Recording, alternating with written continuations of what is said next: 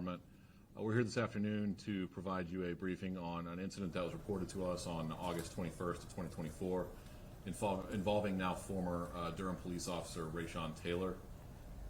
Please keep in mind that this is an ongoing investigation, so if additional updates become available after today, we will provide those as they're available. I will now turn it over to Chief of Police Patrice Andrews to provide you all an update and answer some quick questions afterwards.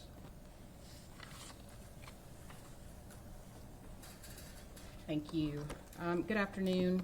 So just wanted to, you all have received the press briefing, but I wanted to just read what we have sent out to you. So on August 21st, 2024, the Durham Police Department received a complaint from a community member regarding inappropriate conduct by an on-duty Durham police officer. At that time, that police officer was Rayshawn Taylor.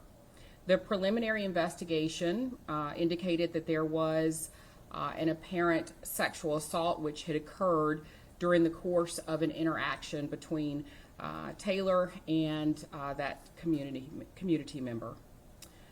Immediately, the Durham Police Department Professional Standards Division opened an investigation, and Taylor was placed on administrative duty hours after it was reported.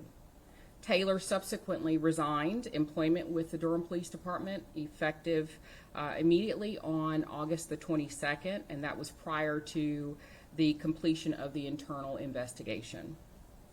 Based upon the preliminary administrative investigation, so the internal investigation, the decision was made to open a criminal investigation into the incident, which was initiated by the Durham Police Department's Criminal Investigations Division. Investigators from the Professional Standards Division notified the Durham County District Attorney's Office of the open investigation on Mr. Taylor. Subsequently, DPD investigators also contacted the FBI due to the nature of the allegations and the fact that Taylor was acting in his official capacity as a Durham Police Department officer when the alleged incident occurred. On August 30th, 2024, District Attorney DeBerry notified the Durham Police Department that she had also requested the North Carolina State Bureau of Investigation assistance in the investigation. Durham Police Department investigators worked alongside both investigators from the SBI and the FBI. On September 30th, today, Durham Police investigators obtained warrants against Mr. Taylor on state charges for first-degree kidnapping, so that's a Class C felony, sexual servitude, that's a Class D felony, and sexual battery, that is an A1 misdemeanor. Taylor was arrested this morning in Mebane, North Carolina. A search warrant has been executed at his place of residence, and the FBI is currently conducting an ongoing investigation. Anyone with additional information about this case or who believes they are a victim of inappropriate conduct by Taylor is asked to call Corporal Harton of the Special Victims Unit at 919-560-4440, extension 29332. And so I do just want to be very clear that in law enforcement, transparency and accountability, that's key. It's the oath that we've taken, the commitment that we've made to our community is to ensure that anytime a complaint is brought forward from our community members, that we take each and every allegation and complaint seriously, and we investigate those complaints and follow where the facts takes us. So I will go ahead and open the floor up to any questions. Again, I'll just reiterate, there are some things that I will not be able to divulge at this point because it's either a part of an ongoing criminal investigation or it's a personnel matter. Chief Baron James with CBS 17 News. Considering transparency, what was your gut feeling when you first heard that one of your officers might have been engaging in this type of behavior? Well, the gut feeling instantly is I hope that that's not true, but we are going to we are going to begin a complete and thorough investigation. Regardless of how I felt, we were going to follow the appropriate steps.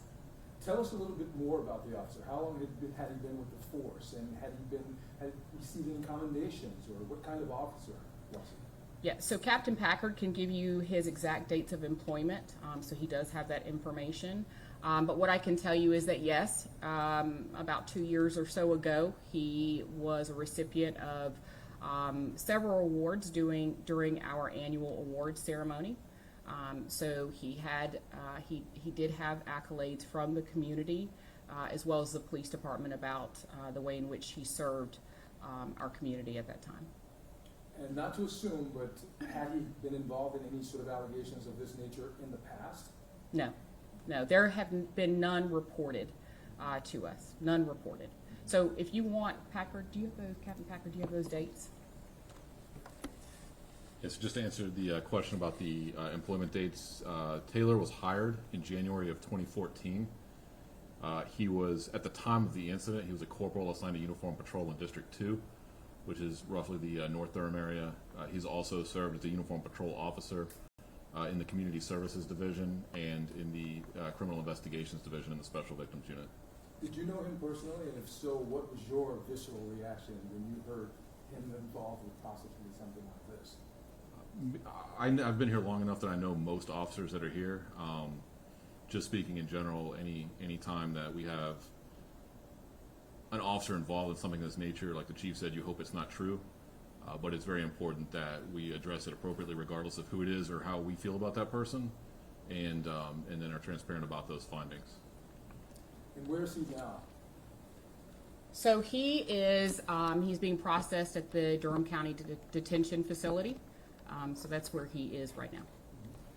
Chief, does this put any past arrests or any of his past work in question for DPD? And is anything being reviewed right now related to past work separate from this incident?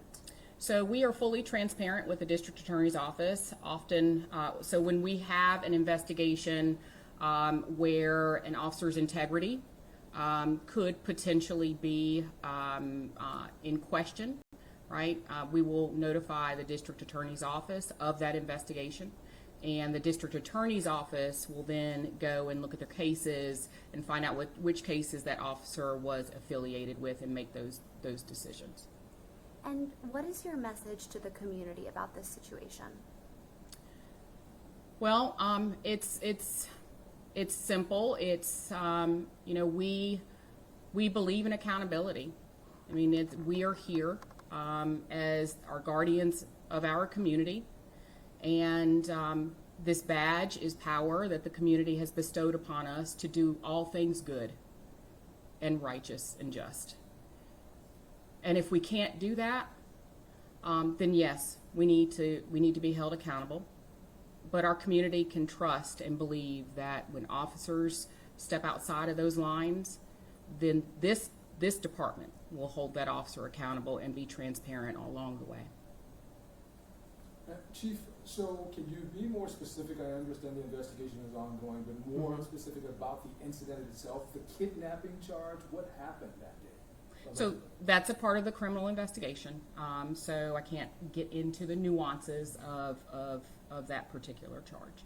Can you at least tell us this community member, a female, male, adult? Apparently adult because of the charge, right? An adult, that's what I can say. Obviously, because it's a sexual assault, there are guidelines as it relates to privacy. And we want to make sure that we are also keeping our victim in mind as we speak about this case, as we report today, because it's important that we are not re-traumatizing our victim that has been so brave to come forward. Mm-hmm. How is the victim doing that? We appreciate that sentiment. How is the victim doing? Physically, the victim is okay. I'm sorry, did you say what role Taylor was in at the time, or what He does currently? he was so he's no longer with us at the time, right now, but at that time, he was a corporal on uniform patrol within a district, so it's a patrol officer. And I do want to just also thank a number of people, but specifically I want to thank my investigators, criminal investigators who had the really difficult tasks of investigating their own. Putting personal feelings aside, knowing that person, working with that person. It's difficult, but I do want to appreciate them for their work in getting to the point that we are. My professional standards division, they do a lot of work every day, so this just isn't the only complaint that they investigate on a daily basis. It is very hard for them, but they are fact finders and truth seekers, and that's what they do, and they're very committed to doing that. So I want to lift them up, and then also our partners with the FBI, the State Bureau of Investigation, as well as the District Attorney's Office for just always being very, very present in this investigation. Chief, can you talk about when there is an investigation into a member of law enforcement, a now former member, the why behind other agencies like the FBI being involved? Right. So when a police officer commits a crime when they're in uniform, there are certain federal statutes that potentially that can violate. And so the FBI will come in, much like we did, and they will run a separate investigation. And they will look to see if what the officer is alleged to have done, if that falls within kind of the color of law. Okay. All right. Great. Thank you all so very much.